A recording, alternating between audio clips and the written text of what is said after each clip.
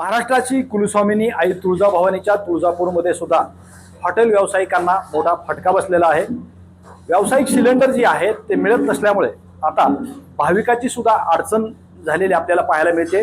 मी तुळजापूरमध्ये भवानी हॉटेलमध्ये आहे आणि आता जर आपण पाहिलं तर समोर या ठिकाणी आपल्याला काही ग्राहक जे आहेत ते जेवण करताना आपल्याला पाहायला मिळत आहे।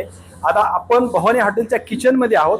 किचन मधली काय परिस्थिती आहे नेमकी, या ठिकाणी कशा पद्धतीनं ग्राहकांना जे आहे ते ऑर्डर पुरवल्या जातात हे आपण स्वतः त्या हॉटेलचे मालक आहेत त्यांच्याकडून जाणून घेऊया।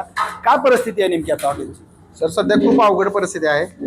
आम्हाला म्हणजे 50% तर आम्ही आयटम बंद करून टाकले आणि नाश्ता तर 70-90% बंद आहे। फक्त थोडे 1-2 आयटम मिळत आहेत आणि बाकीचे चपाती वगैरे तर आम्ही घरी चूल लावलेले आहे। घरी चपाती चुलीवरतीच चालू आहे आणि जे गिरवे सामान असते पण चुलीवर चालू आहे। खूप अवघड परिस्थिती झाली आहे। म्हणजे आता हे सगळं साहित्य जे आहे ते तुम्ही घरी बनवून आणता? आम्ही घरी बनवून आणतो आणि इथं फक्त गरम करून देतो त्यांना। हा, आता तुम्हाला आर्थिक फटका बसतोय? खूप मोठा आर्थिक फटका बसतो सर याच्यामुळे आम्हाला। खूप म्हणजे त्रास होत आहे आणि त्रास पण खूप होत आहे। भाविकांचा पण खूप त्रास होत आहे। त्यांना पण म्हणजे आम्हाला जे द्यायचं पूर्ण देऊ शकत नाही, आयटम त्यांना जे पाहिजे ते देऊ शकत नाही। लाईटचे उपकरण काय वापरता का तुम्ही?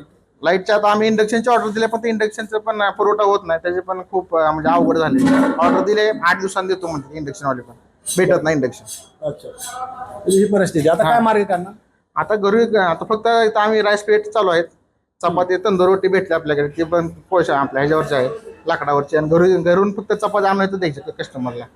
मग इथं फक्त 1-2 गॅस शिल्लक आहेत आता, ते पण कधी संपतील सांगता येत नाही, हॉटेल पण कधी बंद होईल सांगता येत नाही, असा विषय आहे। म्हणजे आता भाविक जे येतात लांबून दर्शनासाठी त्यांची अडचणच आहे। हा, त्यांची अडचण आहे, पण आता आम्ही आमच्याकडे जे आमच्या परीने होईल ते आम्ही करत आहोत।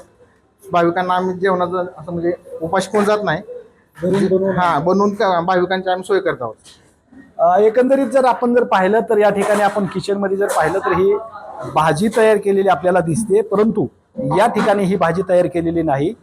ही भाजी जी आहे ती हॉटेल चालकांनी त्यांच्या घरी चुलीवरती तयार करून या ठिकाणी आणून ठेवलेली आहे। आणि बाकी जर पाहिलं तर आपण या ठिकाणी फक्त ऑर्डर जी आहे ती घेतल्या जातात आणि साहित्य जे आहे सगळं ती घरी तयार करून आणलं जातं आणि पुढं जे ग्राहक आहेत त्यांना दिलं जातं। अशी परिस्थिती तुळजापूरमध्ये हॉटेलची आहे। तुळजापूरमध्ये अनेक हॉटेल जे आहेत ते आता बंद पडण्याच्या मार्गावर आहेत, त्यामुळे तुळजाभवानीला येणारे जे भाविक आहेत त्यांच्या सुद्धा खाण्यापिण्याची अडचण जी आहे ती निर्माण झालेली आपल्याला पाहायला मिळते आहे।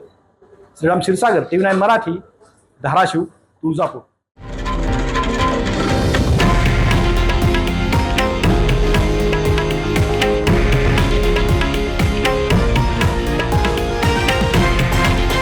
हे आहे देशातील नंबर 1 न्यूज नेटवर्क आणि आपण पाहत आहात TV9 मराठी, एकमेव।